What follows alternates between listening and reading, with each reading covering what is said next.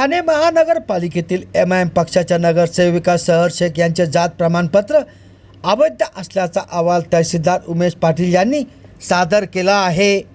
या अहवालानंतर सहर शेख यांचे नगरसेविका पद धोक्यात आले असून त्यांच्यासह त्यांच्या वडिलांविरोधात गुन्हा दाखल होण्याची शक्यता व्यक्त करण्यात येत आहे।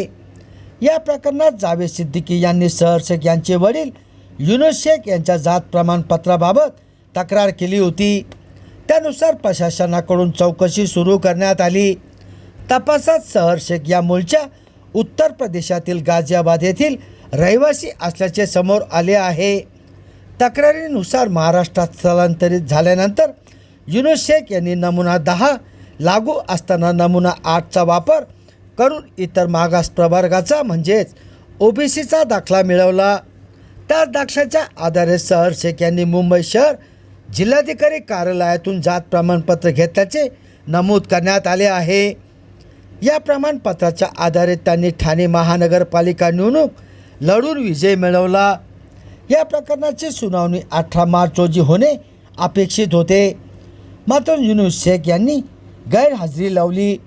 यानंतर 23 मार्च रोजी झालेल्या सुनावणीत सादर करण्यात आलेल्या कागदपत्रांमध्ये विसंगती आढळल्याचे अहवालात नमूद करण्यात आले आहे। तसेच ठाण्यातील रहिवासी असताना प्रमाणपत्र मुंबईतून का घेण्यात आले याबाबतही प्रश्न उपस्थित करण्यात आला आहे।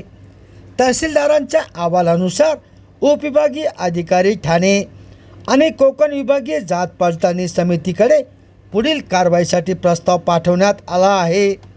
कागदपत्रांमध्ये चुकीची माहिती किंवा फेरफार केल्याच्या संशयावरून कायदेशीर कारवाईची शिफारस करण्यात आली आहे। संभाजीनगर समाचार न्यूज चॅनलसाठी सुनील टाक।